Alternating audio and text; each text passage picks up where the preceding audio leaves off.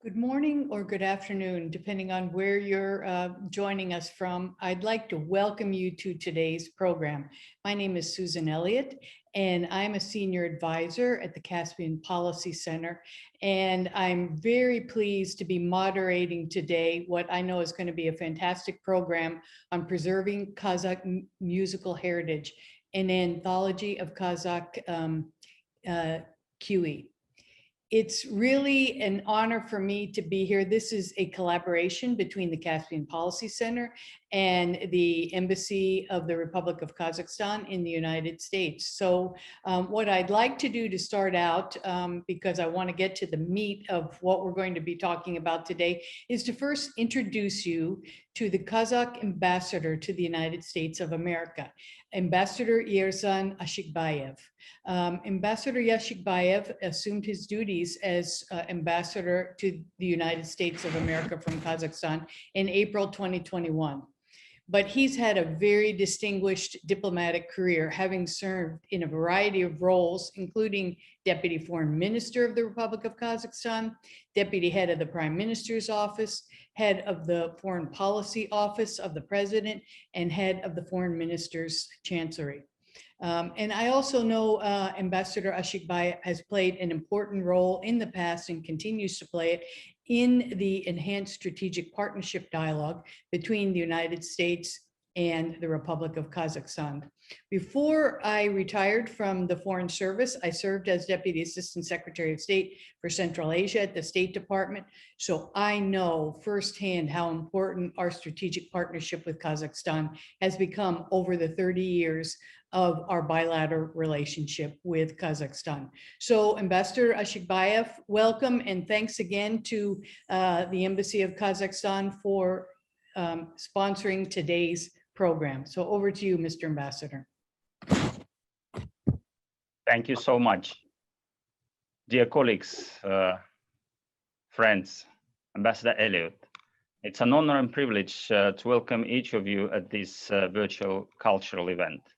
Special thanks to Ambassador Susan Elliott and, of course, to our great friends, Caspian Policy Center, for hosting this presentation. And we largely view it as part of the celebration of the 30th anniversary of independence of Kazakhstan. I would also like to welcome Deputy of the Majlis of the Parliament of the Republic of Kazakhstan, Mr. Bahitbek Smagul, who will be addressing us later, and Mr. Muslim Hasenov, who both of these gentlemen created and implemented the Amanat project, the Anthology of Kazakh kүйі. Over the period of history, music became an integral part of Kazakhstan's culture and identity. The Kazakh proverb goes, songs and horses are the two wings of the Kazakh people. Indeed, creativity, musical and poetic improvisation are intrinsically linked to our cultural identity. Music is regarded to connect people to their historic roots and traditions through national musical compositions. Our musical heritage is hugely based on improvised folklore and is traditionally transmitted from master to student through generations. And kүйі, a uniquely Kazakh genre in which a musician performs on the dombra or kobyz, is an essential part of our cultural heritage. And in 2014, the Kazakh traditional art of kүйі was placed on UNESCO Intangible Heritage List. Playing kүйі during family and community gatherings serves to strengthen the social cohesion among the Kazakh people while providing them with a sense of identity and belonging. Public engagement also contributes to the transfer of knowledge and skills related to Kazakh culture. It is seen as a vital social and cultural experience, strengthening people's identity and promoting solidarity and mutual understanding in society. The uniqueness of the Anthology of Kazakh kүйі is that it's dedicated to preserve and revitalize the Kazakh traditional culture. The project contains previously unpublished pieces of traditional folk music and annotations to each of them, where you can learn the history and meaning of each melody, information about the authors and performers of the music. Many of the musical works that were rediscovered and were previously considered lost, and many of them were completely unknown to the general public. This project stimulates further the search for other music archives, not only in Kazakhstan, but also in some foreign countries. I'm sure that this initiative will have a synergetic effect and give an impetus to the study of the history and culture among the younger generations. Dear participants, today we hold this important discussion to revitalize and reimagine the Kazakh cultural heritage and to introduce it to readers and listeners worldwide. Hopefully, this event will inspire the experts to study further our still undiscovered culture of our people. I very much look forward to today's exchange of views, and I thank you for your attention. And with this, let me introduce Mr. Bakhtbek Smagul, member of the Parliament of the Republic of Kazakhstan. He's a member of Committee on International Affairs, Defense and Security. He's been elected to, born in 1960. He graduated in engineering major, and he also graduated from leading Kazakh National State University named after Al-Farabi, majoring on journalism. He's been elected to the parliament back in 2012 and re-elected in 2016 and 2021. So he's been a member of the parliament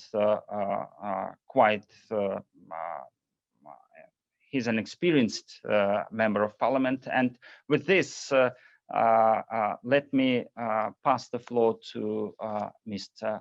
Smagul. Армысыздар, құрметті ағайын, ардақты Америка қазақтары.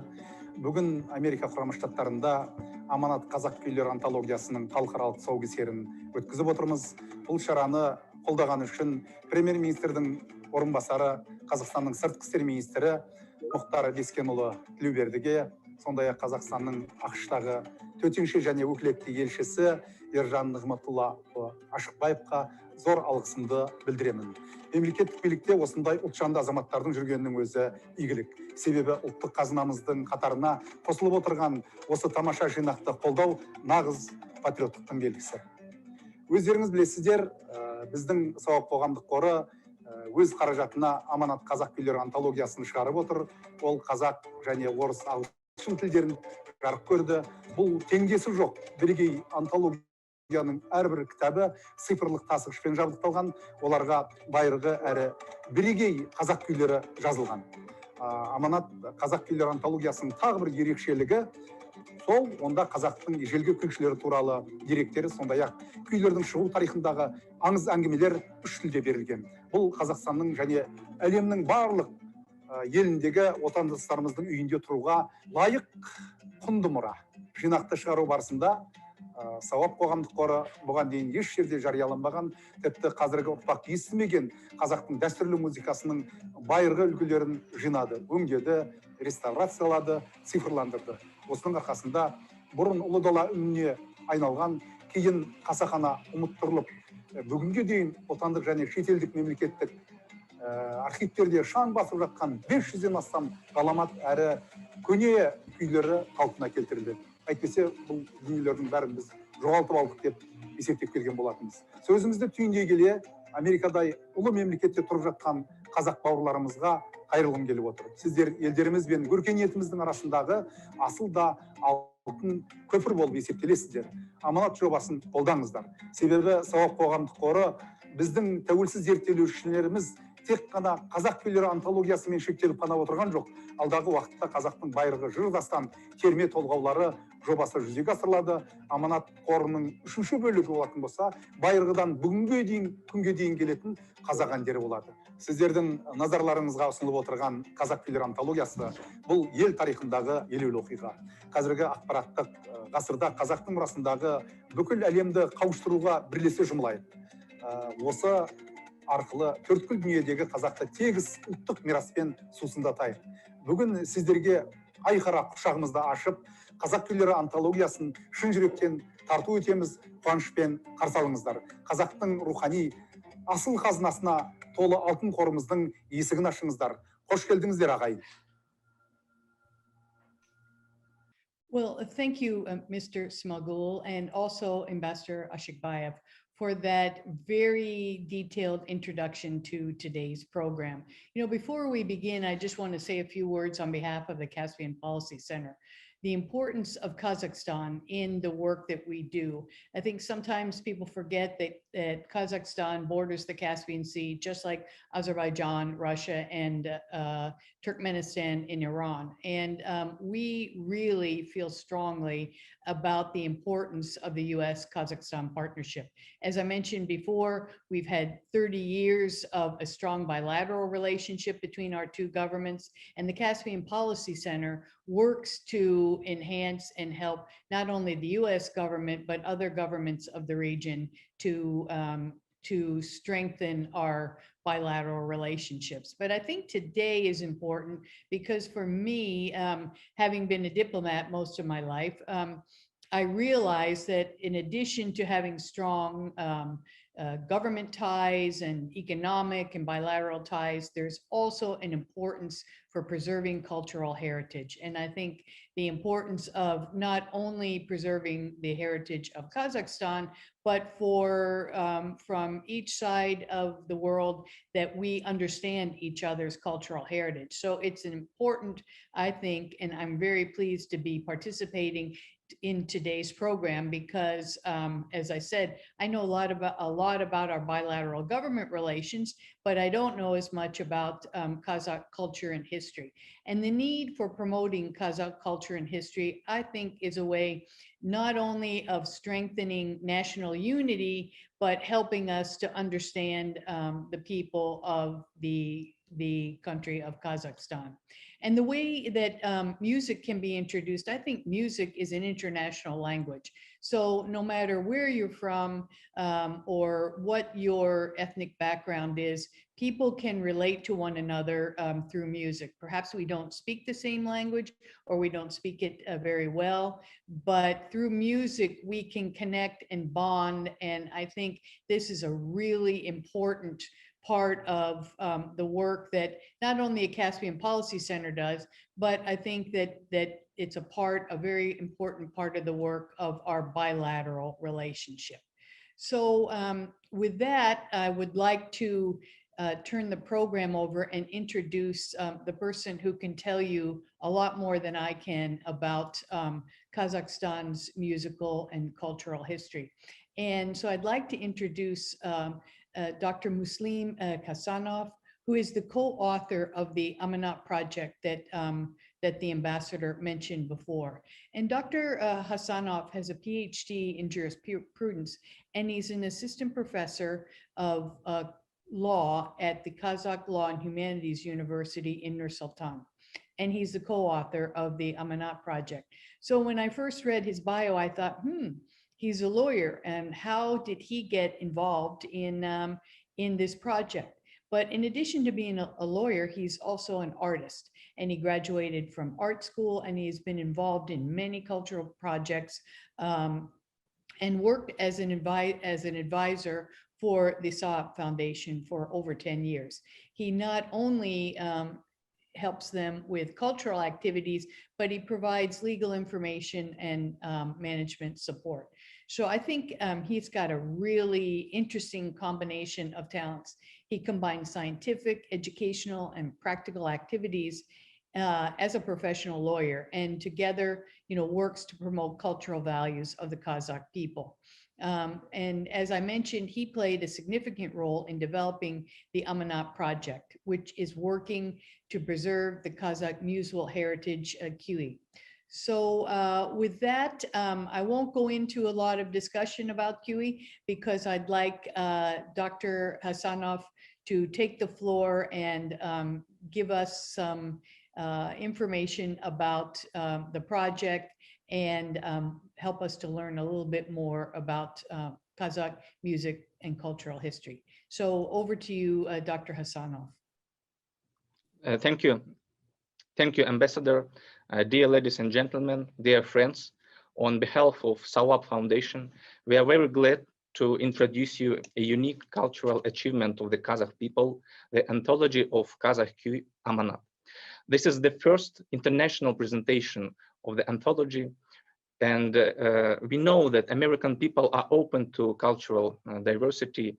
There are the largest libraries, universities, research centers, and we decided to begin our trip from the United States for this reason. We have already delivered a number of copies of the anthology to the US Congress Library, New York, Boston, and San Francisco public libraries. And we believe that here is the best destination to storage, preserve, and distribute our cultural values among people all over the world. The project represents itself as a private initiative of enthusiastic Kazakh citizens. Its realization took 8 years in general, from the idea to presentation. Why we decide to undertake such a complicated cultural mission? The national spirit and historical consciousness of the Kazakh people are concentrated in the folk music. Over the centuries, an invaluable treasure of original authentic music has been created. However, as a result of the hardest historical events, our people have to collect piece by piece this heritage that we inherited from our grandparents. In Kazakh culture, cues were passed from teacher to student by listening without any notations or other written means. Each cue is a product of improvisation. Cue is a sacred art of the Kazakh people, succeeded from the ancient Turkic civilization. The word cue means, in ancient language, blue sky and the sacred powers. It derived from the beliefs of ancient nomadic people who sacrificed the power of blue sky Tengri. Cue is not only a piece of instrumental music. It is a way to concentrate non-verbal messages from the nature, from the sacred sources of knowledge, and each cue deliver to the next generations. In this regard, music is a universal language, and it is not only entertainment which performs aesthetical function, but it unites people regardless race, nations, ethnicities, and religions. It is philosophical mean of cognition of the world around us and our internal spiritual world, philosophy of life. It shows that people cannot be above the nature. It shall live in harmony with it and think of eternal values. And today we prepared for you special musical program where you can listen to some examples of collected pieces of Kazakh folk music. Now you will enjoy 3 cues performed by the most popular Kazakh musical instrument, dombra.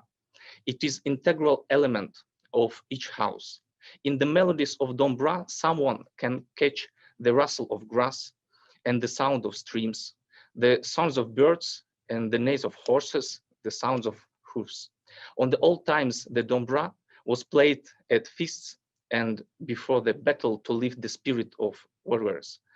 In just 2 or 4 minutes, by 2 or 3 strings of dombra, the steppe musicians conveyed the joys and sorrows of the humans. People say that the soul of Kazakh lives in the sounds of dombra. Dombra is so important for life of the Kazakh people that a special holiday was established, the Day of Dombra, celebrated on July the 1st. Please enjoy the first cue named Yerkatan by composer Bayjegit, who lived in the 18th century and created more than 300 cues. Yerkatan or Yerke Atan is a nickname of a camel. The cue is about the feelings of a camel who has lost its cup. Kazakh usually humanized animals, endowed them with human feelings.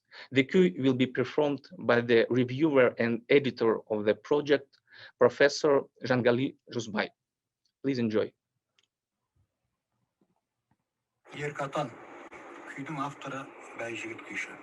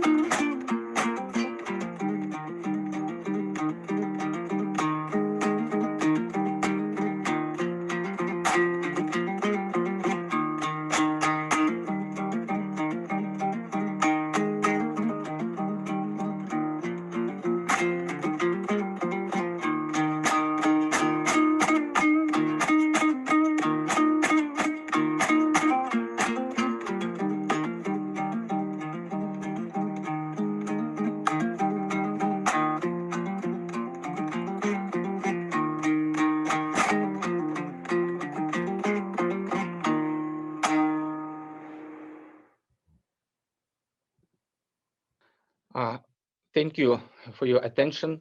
I would like to answer the first question that we have got.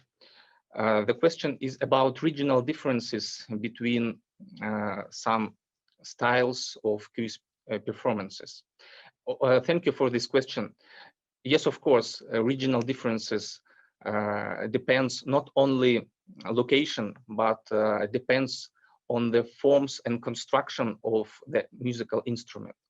For example, there are two main schools, styles of dombra performance. The first of all is Sherpe style, widespread in the south, in the eastern part of Kazakhstan. And the second style is Tokpe style, which is spread in western Kazakhstan. And there are a lot of improvisation and a lot of variants of these two principal styles of dombra music. Please enjoy the second kyi named Kayran Sheshem by Kurmangazy. Kurmangazy is the most famous Kazakh composer who lived in the 18th century. The name of the kyi is translated as "Oh My Mother." Kurmangazy created this kyi while in prison and devoted to his mother, tried to express her feelings, her characters, and worries about her son. The kyi will be performed by the participant of the project and associate professor Murat Abughazi.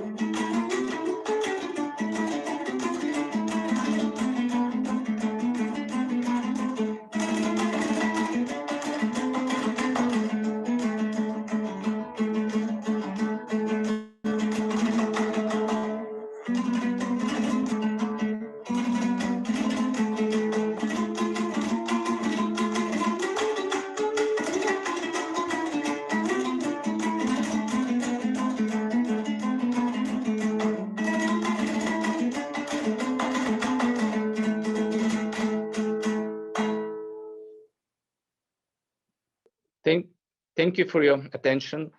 Please enjoy the third kyi named Ardabi Sherpesi. Ardabi is a modern Kazakh author of the kyi, and Sherpe, as I mentioned before, is a specific technique of playing the dombra, plucking the strings with fingers. Basically, Sherpe kyis are lyrical, tend towards philosophy.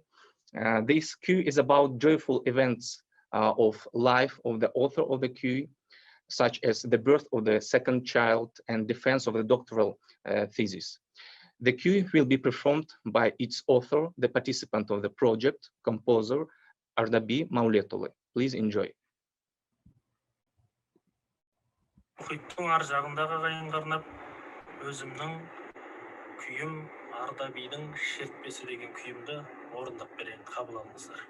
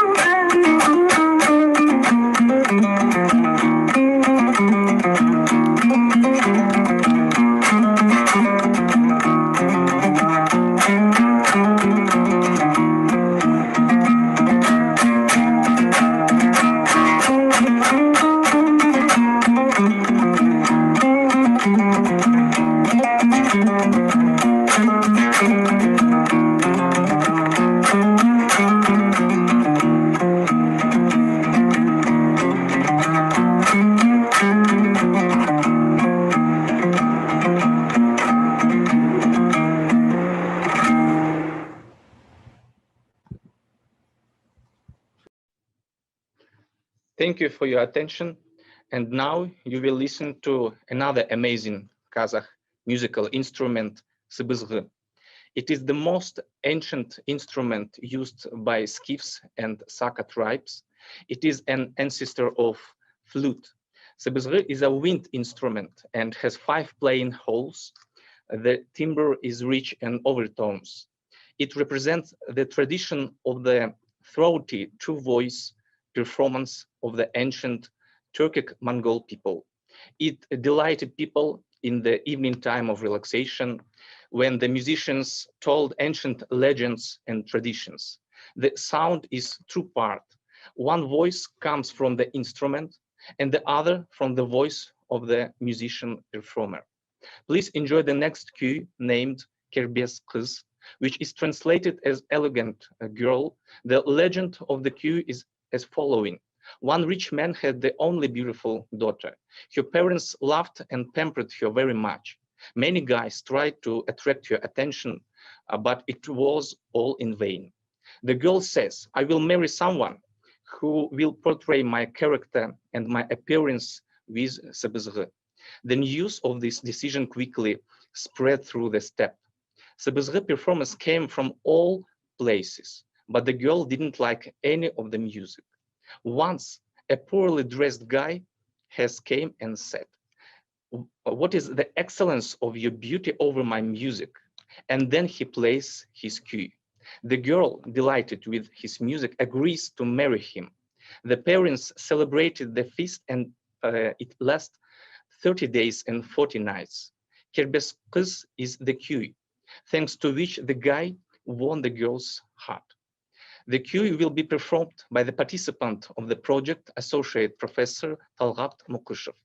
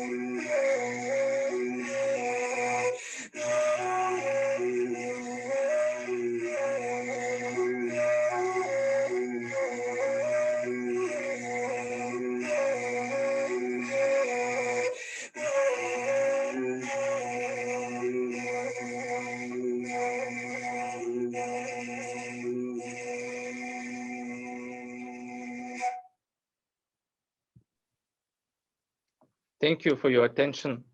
And now you will listen to another amazing Kazakh musical instrument, qobuz. The history of qobuz was linked with the religions and magical rituals of the shamans. It is one of the most ancient instruments of the Kazakh people. Qobuz served as a means of communications between people and ancestral spirits. Please enjoy the next cue, Yerden, which is a name of a Kazakh sultan whose son was died, and composer Klas created it as a condolences to the family's tragedy. This music made easier the suffering of the father on the occasion of the loss of his son. The cue will be performed by the participant of the project, musician Sayan Akmolda. Please enjoy.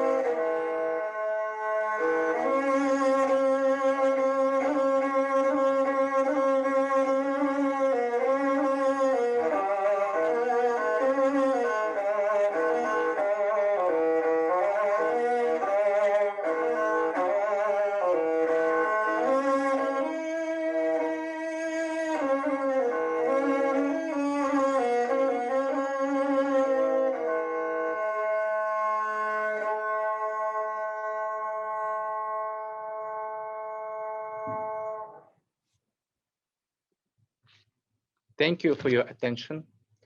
Our concert program is finished, and now we can turn to Q&A session. Well, thank you for a wonderful presentation, very melodic and very interesting. So thank you, Dr. Asanov. We have several questions in the Q&A box, but I wanted to start out with, you've introduced us to three very distinctive and interesting musical instruments. Are there examples of kuyë where the musicians play the instruments together, or are they always played separately? Yes, of course, there are some pieces, but it is not so many examples where all three instruments are playing together, because the feature of Kazakh folk music is that it should be performed separately. In this regard, in the orchestras, it is not the best way to perform, for example, dombra or kubus, because it is very self-sufficient instrument. It has its own authentic sounds, and you even can't to record it to the notations. because it is very, very delicate sounds, and combination of 3 instruments would not be the best decision in some cases. And one other question, are there ever any singing with the instruments, or is it all just instrumental? Because and sometimes when you have ancient songs, there is you know, not just playing of the instrument, but you know, vocal as well. Yes, of course. There are a lot of songs, Kazakh folk songs, with accompaniation of musical instruments such as dombra or kubus. And for your information, the 3rd part of our project will be collection of Kazakh songs, traditional folk songs, and I hope that in the following 2 or 3 years we also present you the result of this collection work, and you will listen to some pieces of music, that is songs in accompaniment of dombra or kubus. So we have several questions that I'd like to ask, and maybe to start out with, one of the question talks about contemporary masters. Are there musicians today who are composing and continuing the tradition of kua? And by that, I think they mean, are they just replicating and passing on the traditional songs, or are there composers who are actually taking the genre and making new songs? Thank you for your question. Yes, of course, we have a lot of modern authors, composers of cues, and today we present one of them. He is Ardabi Мәулетұлы, who performed his own key, and we have about 50 or 100 composers. Unfortunately, we didn't have any statistics because some of them maybe not in life, and of course we have both a lot of composers, modern composers, and those people who effort to preserve this musical heritage. And our project is the second effort to collect rich musical heritage of the Kazakh people. The first effort was organized in 2008 by the Ministry of Culture of Kazakhstan, and during this project 1,000 cues were collected, and during our project 500 cues were collected. In total, we have 1.5 cues collected. But according to Kazakh scientists, Kazakh scholars, in the beginning of the 20th century, there are 7,000 cues in the Kazakh people. But we continue our search, investigation of the cues, not only in Kazakhstan, but also in China, in Mongolia, Uzbekistan, Russia, because we need to get access to their storages, to their archives, and our project will be continued. Thank you. Another question we have is about the genre of kua, and which one is perhaps the most popular or the most widespread in Kazakhstan of today? Are younger musicians learning to play dombra, or are there other forms that are more widespread? Thank you for your question. As I mentioned before, dombra is the most popular musical instrument.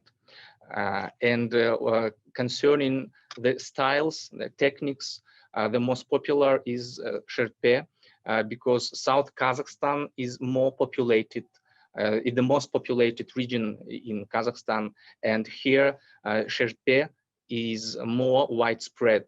Of course, other techniques are also very popular in Kazakhstan, for example, tekpe in Western Kazakhstan, and also we have mixed styles in Eastern Kazakhstan. very, very interesting that, and it would make sense that different regions of the country have different styles of music. Another question which is interesting is kua being taught in the schools in Kazakhstan? So our school-age children, is that part of the curriculum to learn about the music and the history of kua? Thank you for your question. Yes, of course, kүйі is one of the elements of school program, but it is not mandatory.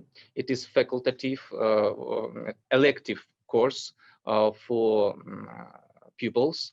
But in some schools, for example, we have intellectual schools named after Nazarbayev. It is mandatory discipline, and I think that it is very right decision to distribute our cultural values among children, among pupils, to continue this art, not only among professional musicians, but it helps to develop the personality of each citizen of Kazakhstan.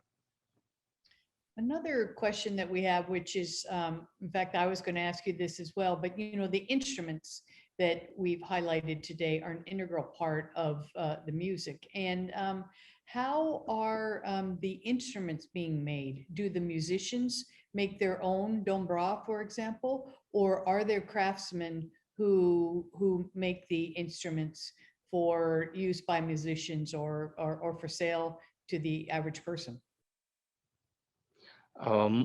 Most of musical instruments are handmade, but of course we have some manufacturers producing this instrument.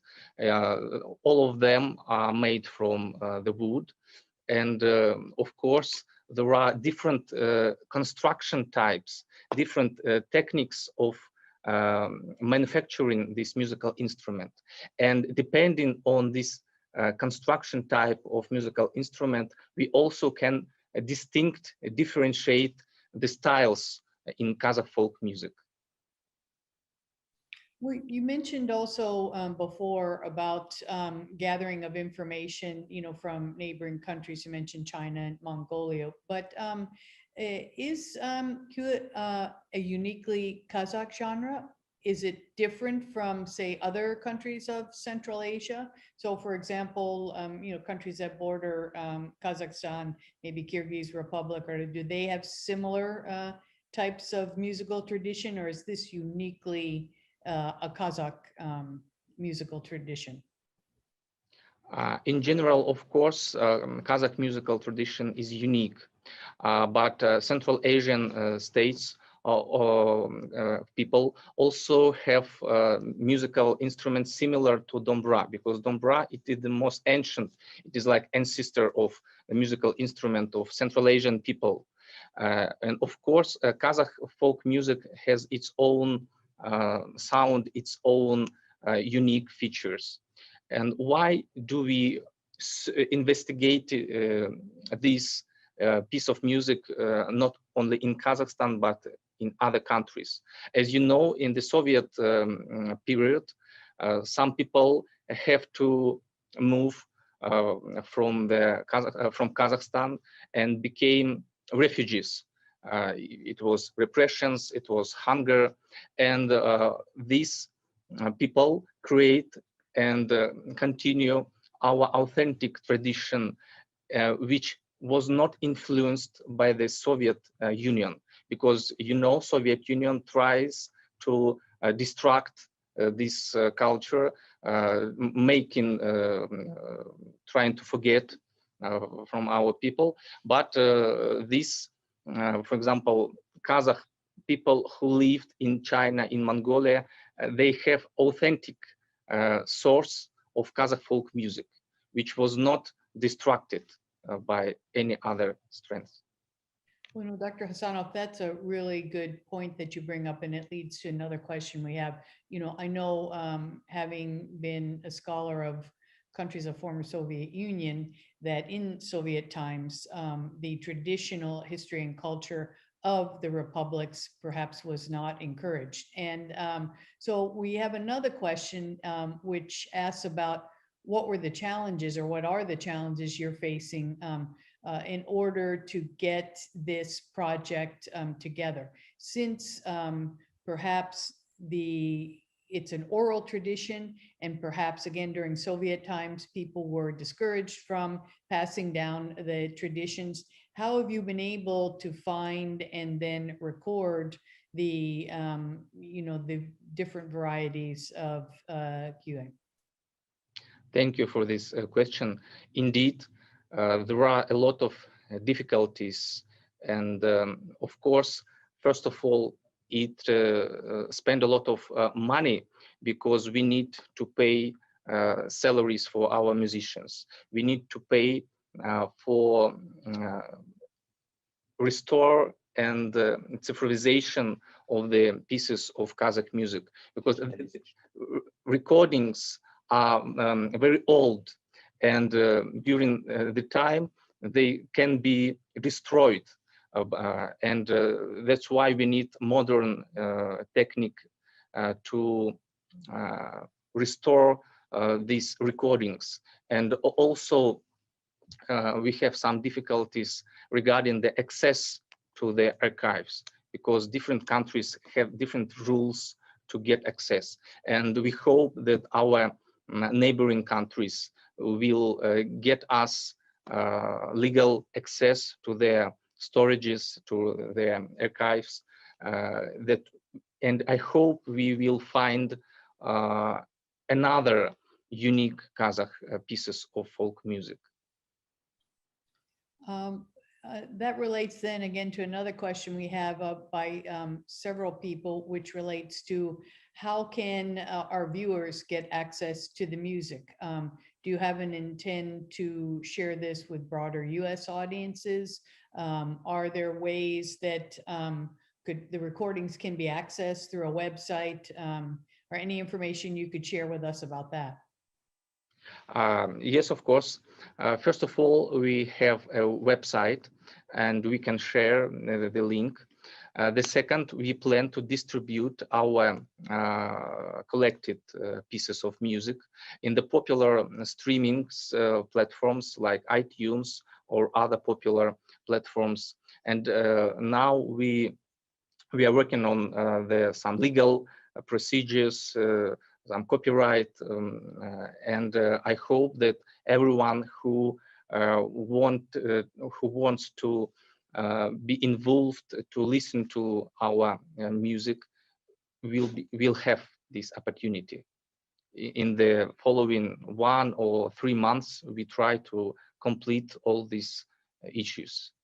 In addition to having it maybe perhaps a website online, but another one of our viewers has asked, do you have any plans to have a research center where perhaps musicians and scholars could go to hear the voice of the steppe, but also perhaps to view ancient instruments and etc.? Thank you very much. This is a brilliant idea, and I hope that our project will born a research center. And the second part of our project is collection of epic pieces of Kazakh traditional music, like legends, which in Kazakh translate as dastans and terme tulgau, and it is a very big source of inspiration. All of you knows legends and myths of ancient Greece or ancient Egypt, and we hope that everyone in the planet soon will know legends and myths of Kazakh people. And this is our aim for the future years, to collect epic pieces and to distribute them also among all the people. I think that's a fantastic idea. And I think we have time just for one more question, which is interesting, and it has to do with the impact of making a national holiday for Dombra. What kinds of things do the Kazakh people do on the holiday? Are there celebrations? Do people play the music? What do you do on the Dombra holiday? Usually, before the pandemic began, we have people's celebrating this holiday in the streets and in the squares. We have action like a musical campaign, for example, 1,000 musicians performing the kүйі, some certain cues in the big squares, and you can also watch it on the YouTube, right in the Day of Dobra in Kazakhstan, and you will see how many variations of celebrating this holiday in Kazakhstan. Well, we've run out of time, and so I want to thank you, Dr. Hasanov, for sharing information about the project and sharing the performances. It's something I've learned a lot today, and I look forward to learning more about Kazakh music and culture. But I also want to thank Ambassador Ashikbayev, the Embassy of Kazakhstan, for partnering today with the Caspian Policy Center on what, as I mentioned in my beginning remarks, is something extremely important. In order to promote strong relations between our countries, we don't need to just discuss political and economic issues, but we need to understand the history and culture of both of our peoples. So thank you for the expert discussion. Thank you for recording, and please thank the musicians for sharing their work with us today. And thank you, Mr. Ambassador. I look forward to more programs like this in the future.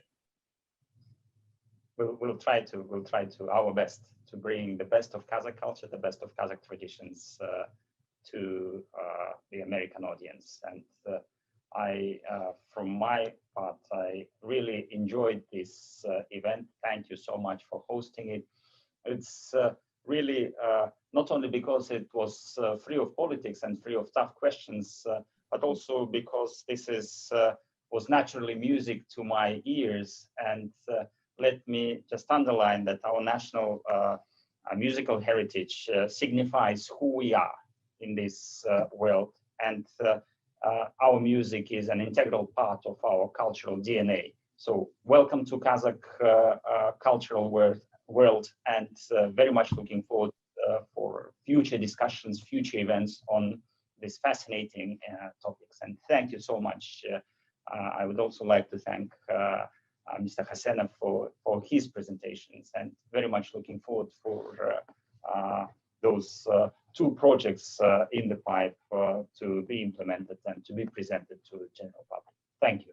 What I'm looking forward to is our next program to be in person, so we can hear the melodies and the musicians right together in person.